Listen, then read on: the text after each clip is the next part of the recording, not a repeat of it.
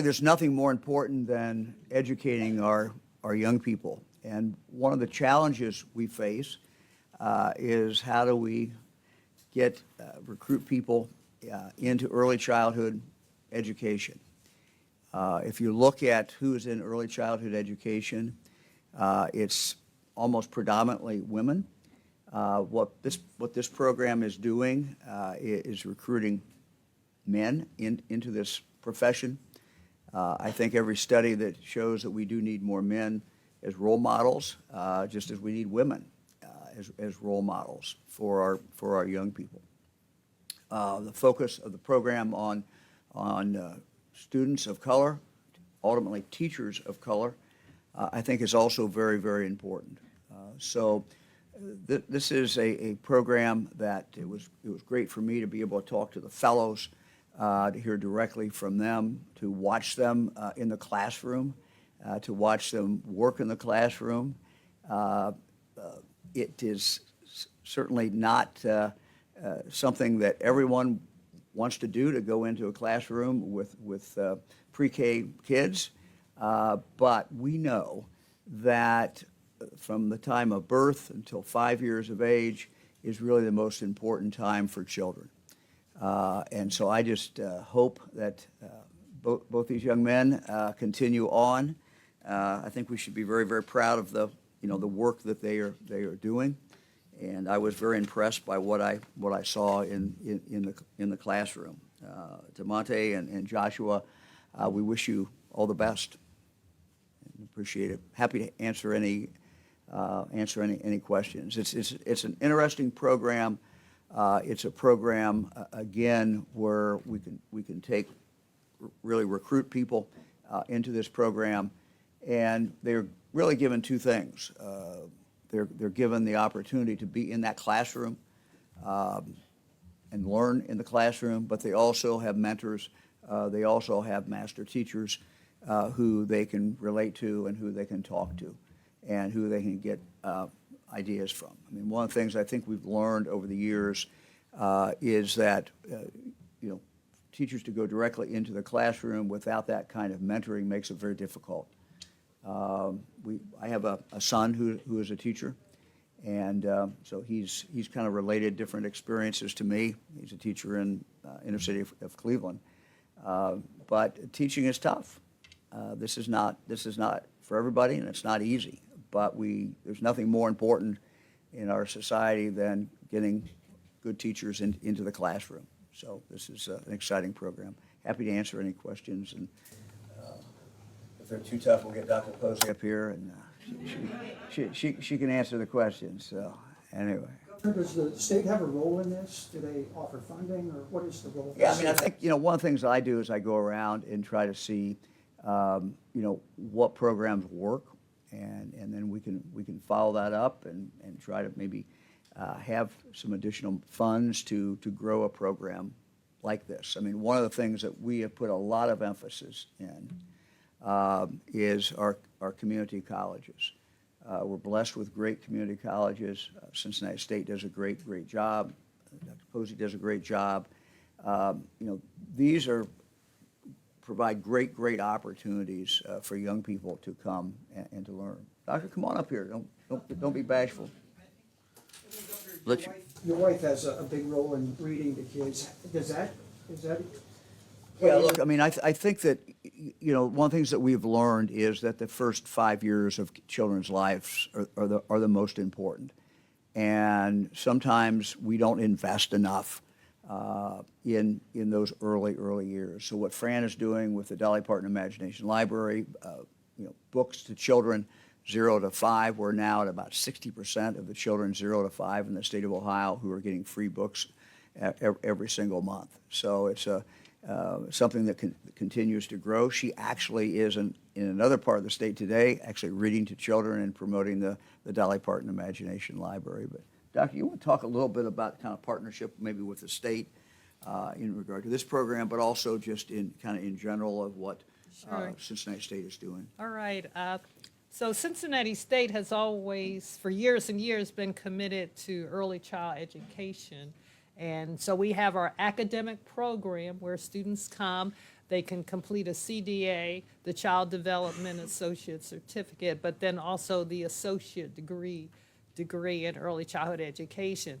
At the same time, we've had a learning center, a child learning center to support our employees, but also our students who need childcare.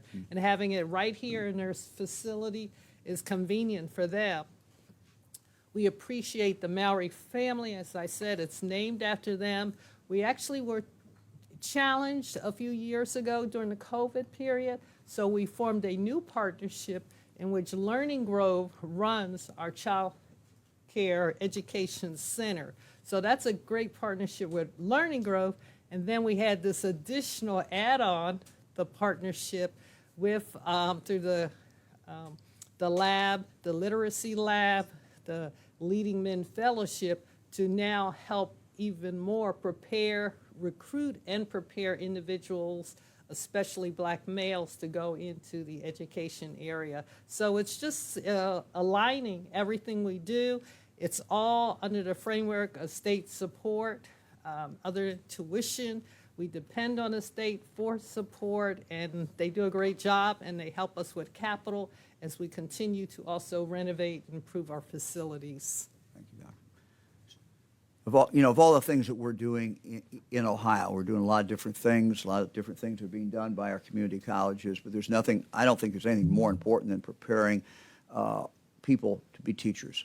I was going to say young people, but it's not always young people. Sometimes it's people who are older, but to put people in that classroom who have a passion to help children, who have a passion to teach children. There's just nothing more important that we can do.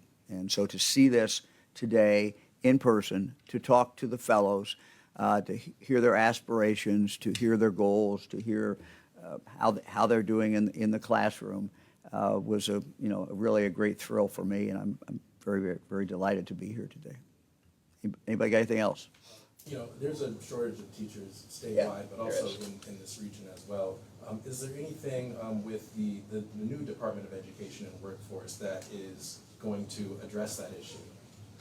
Yeah, I mean, I think that if you look at and we're kind of in a odd position now. We have a judge that has stopped some of this moving forward. So we're going to have to get out of that and move forward. But the Department of Education, one of the things that we have tasked them with doing, and that the legislature has, and the legislature has provided money, is to make sure the science of reading is taught in every classroom.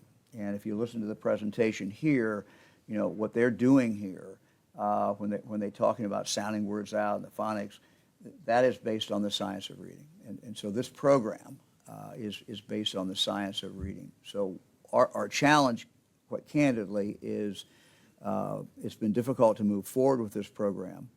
The money's been provided by the legislature, but we have an injunction now that prohibits the department from moving forward.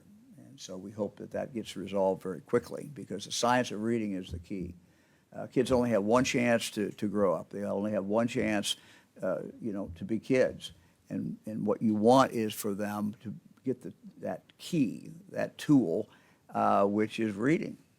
Reading leads to everything else, whether it's in social studies or science or math. Having the ability to read is so very, very important.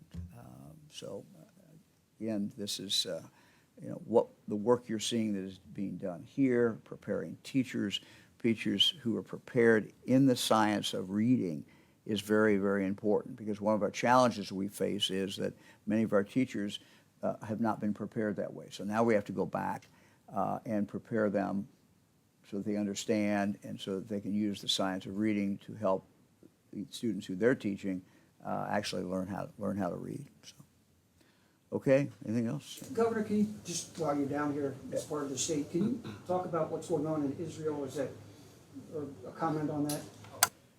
Well, I've had the opportunity to visit Israel when I was in the United States Congress. I think I was there 3 different times. It is heartbreaking just to see the pictures. the Hamas is a terrorist organization. It's been labeled a terrorist organization by the United States. What they did a few days ago is just barbaric. And so we must stand with Israel. We do stand with Israel. They are a longtime ally of the United States. They have been a beacon of democracy in the Middle East. And so the United States will continue to support Israel.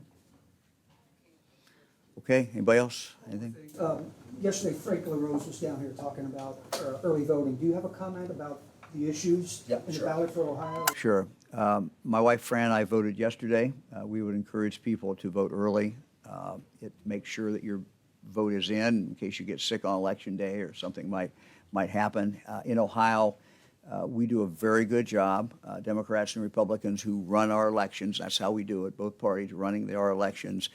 So I think people can have every confidence their vote is going to be cast if they cast it early or if they cast it on election day, whatever they prefer to do. I am against issue number one because I think it's not right for Ohio. Whether you're pro-choice or pro-life, this is just, I think, what the majority of people don't want to see, and that is this amendment would enshrine in the state constitution the right to an abortion at any point during trumps what the laws are. So we have, for example, had for years a law that says you cannot do a partial birth abortion in Ohio. We've had for years a law that says if a minor, a young woman is going to get an abortion, then the parents can be involved. The parents need to be involved. What issue one would do if it's passed is make those laws go away because it puts this in the Constitution. So no longer would parents have the right to be involved if a young lady is contemplating an abortion. Further, the prohibition against partial birth abortions, late-term abortions, that would go away as well. So I just think it's clearly a mistake. Issue two, I'm against issue two. I think that it's clear what will happen because about half of the states now in the union have recreational marijuana, the use of recreational marijuana. Now in Ohio, we currently have medical marijuana. And we continue to look at that. We continue to expand that when it is necessary and when it's prudent, and we'll continue to do that. But what issue two would do, it would make it so that anybody could use marijuana for recreational purposes. The states that have done this, here's what the results have been. Number one, the number of children who go to an emergency room, I'm talking about little kids, dramatically goes up. The ingestion of gummy bears that have marijuana in it, brownie that might have marijuana in it, kids get their hands on these. So those incidents go up, and the number of children going to the emergency room will go up. Number two, the number of fatal crashes caused by people driving under the influence of marijuana will go up. We have seen consistently in states that have allowed recreational use of marijuana at least a 4% increase in fatalities the next year. Again, that is not something that we want. Number three, it changes the culture. For a 15-year-old or 16-year-old whose mom takes them to practice, they see the signs about marijuana being available, and they think, look, I know I can't use it now, but it certainly must be okay because that's what the law now says it can be used. And the fourth thing I think people should keep in mind is this is not your marijuana of the 60s or 70s. This is much, much, much more potent. And so just as other crops have been, quote, improved and you get a better yield, what's happened in regard to marijuana is the potency of marijuana has gone up rather dramatically. So these are just things that I think are not good things for Ohio. More kids going to the emergency room, more people dying on the highway. Not what we need in Ohio. That's why I'm voting against issue number two. Okay, thanks everybody.